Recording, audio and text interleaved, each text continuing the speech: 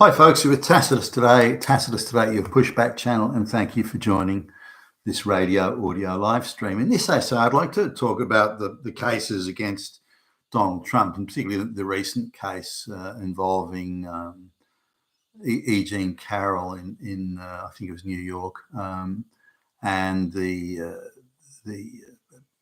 amount of compensation Trump supposedly has to pay to her. Now, just looking, or certainly what I've seen of the case and what was said and how it was administered, it's hard to view that court case as anything other than a blatant, brazen attempt to go after Trump. Now, the trouble, if you go after people politically, then you run the risk that the public may see, even if you've got the media on side, the public see it as just a political hatchet job, and they don't give it. It's not a legitimate sort of thing. But if you use the courts to do it, then a judge said so. Look, a judge said, a judge. Look, it must be legitimate. But if they can compromise the court process and the judge and the prosecutors and anyone else who's involved, the jury and so on. So I just want to look at that case. Now, I've been looking at legal cases, and I've been involved personally in contract law to a large extent, so I know what it's like to conduct, legal operations, if you will, in a non-political court, a non-ideological court, where just it's the facts that matter and how you present the facts and present the arguments in a court. And I've had to write up many legal documents for that and appear in court and so on. But again, that's not criminal law or whatever. But it's just strictly contract law, and because everything is put into words in a written contract, then things just don't really deviate very far from the written word, its interpretation and its relationship to the law. And similarly, because it's a fairly bland, if not very boring aspect of the law, then and there's no ideological sort of issues within it, or hardly any, then you tend to get judges in there that aren't, you'd struggle to find a single activist judge in those sort of court cases. And so they're pretty bland, boring, and they just look at the facts. And it doesn't mean that they get it right 100% of the time, I suppose, but if you wanted a sort of an area of law that was just boring as fuck and relied on the facts and just written documents, then that would be it. I don't recall any certainly cases I've been involved in where evidence has been just arbitrarily declared as inadmissible. If the judge says, well, I don't need to hear that because I'm already satisfied that A, B, and C is the case, so I don't need to hear anything more about that. Unless this witness is going to say something in addition to that, within the context of the evidence supplied, then I don't need to hear it. So you get that, but otherwise. So let's go to ideological courts. Now, my first exposure to ideological courts was the divorce courts, and so I came across those and realised just how ideological they were.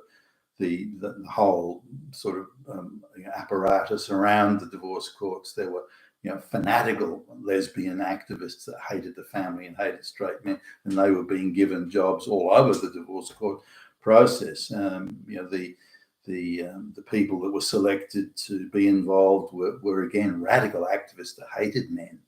The proportion of lesbians and so on that were in there was just incredible. I mean, whoa! It looked like every lesbian in the world was employed in the fucking divorce courts. It was a requirement that you had to hate the family and hate men. So anyway, I was observed and saw firsthand cases, and also rape cases, things like that, where I realised that these were just ideological courts. That the law, the evidence, the facts just don't matter. There's a predetermined ideological outcome, or predetermined outcome they want based on ideology, and that's all they pursue. So only the evidence that supports the predetermined ideological outcome will be accepted by the court and the activist judges.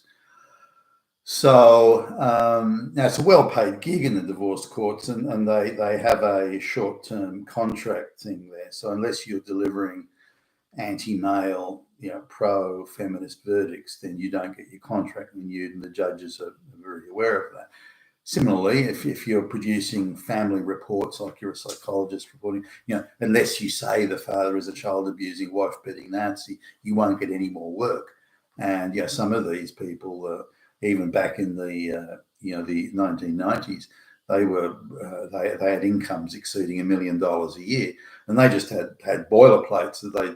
Every man was a wife beating, child abusing Nazi, and they would just change the name and then hand out the same report. It was that corrupt.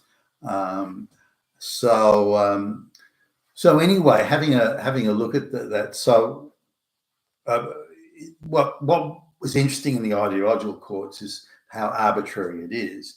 So here's a case where the woman, this is in a divorce court, this is where the woman kills the guy's dog, and does so clearly to get at him, and so the guy wants to go out, the woman's in the witness box and wants to go chasing after, you killed my fucking dog.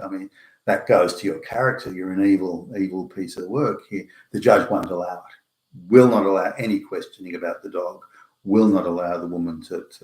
So another case, the woman's has been criminally charged with falsely claiming that men are beating her and abusing her, and was actually criminally charged with bearing false witness and falsifying evidence, that sort of stuff. Again, they wanted to question her on that. Judge just wouldn't allow it. No. Even to the point where the judge almost jumped out of his chair. He's an activist judge. Jumped out of his chair and said, "Don't answer that question," and then threatened the lawyer representing the man. Don't go down that path, or I'll hold you in contempt. In another case, the woman has. There's a witness appearing for the father or the man, and the witness has said that the mother has the woman's engaged in violent behaviour and threatened violence, this sort of next thing, and so he's appearing as a witness. Then the woman calls him and says, "If you appear as a witness against me, goons will come around your place and bash you up. So you better not come anywhere near the courtroom or your history." So the guy actually got that recorded. So he had the presence of mind to press the record button. So they tried to bring that. So this was damning evidence against the woman. So not only did the judge refuse to allow that recording of the woman threatening him to be presented as evidence, but also disallowed the sworn testimony of the guy saying how violent she was. That was disallowed. So by doing and the list goes on of certainly things I've seen where a woman has accused multiple men of raping her, and they want to bring this out as evidence, which she's accused 10 other men previously, and they've all been bullshit. So why should we believe? The judge won't allow it. No, I'm not allowing that evidence to be heard. So the jury can't hear that. And so the jury doesn't know. As far as the jury is concerned, it's the first time this woman's ever, leveled such a complaint of being raped. Now, if the jury knew she'd made 10 false complaints previously, they would treat some of the evidence, especially where it's a he said, she said, they would treat that with suspicion. But the judge won't allow it. In other cases where the man was accused of abusing the children on a certain day or certain time and place, he could prove that he wasn't even in the city at the time and had a number of witnesses to prove that with sworn testimony. The judges wouldn't allow that evidence to be presented. No, I'm not going to allow it. You're not allowed to bring those witnesses in, and I won't allow any of their sworn testimony to be admitted into evidence. So that meant that the guy was in the city at the time, because all his evidence that proved he wasn't has been disallowed. Why is it disallowed? Arbitrary. Now, sure, these things can be appealed, but not everyone has the financial resources to make that appeal. Similarly, if the judge thinks that the guy does have the financial resource to appeal, then they'll make 100% cost claims against the guy so that completely obliterates him financially. So he doesn't have the resources left. So these are the sort of devices that he is. Now, they don't work against Trump because he's a rich man. So there's so that, if you like, their script for going after people and destroying them has less effect on somebody like Trump because he is so rich and because he's got an army of lawyers working on his behalf, and he can appeal all these things, and he'll win on all the appeals. So, the higher the court goes, the more the higher courts are out of the reach of the purely political ideological folks, and the more likely you'll get a hearing based on the evidence, where the rules of evidence apply. But in the lower courts, and increasingly, all courts now, or most courts, are being ideologically penetrated and infiltrated.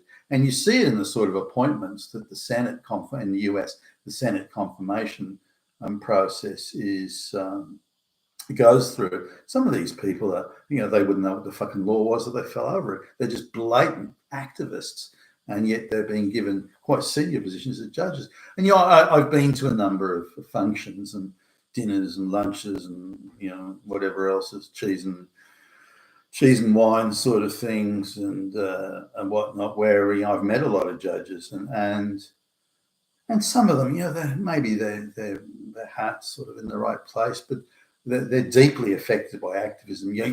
Just about. Here was a thing I went to a couple of years ago now, but where I think I was the only person who wasn't a judge, and they were universally, as one voice, Orange man bad, Orange man bad, mass migration good, climate change policies good. They were just globalist flunkies and stooges to a person.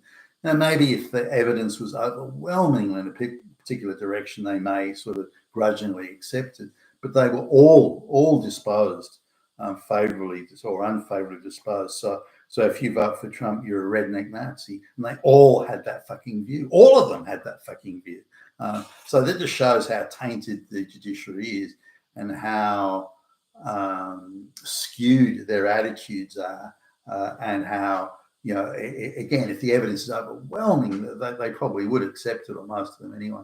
But otherwise, if there's any sort of 60-40, that sort of thing, then they're going to find in favour of the so-called social victim, and they're very much on this victim totem pole bullshit. And if you're a black lesbian, you're entitled to more benefit of the doubt than if you're a straight white male. All these sort of things. So that these courts are beginning from a position of extreme prejudice, all based on ideology or substantial prejudice. You get divorce courts and so on.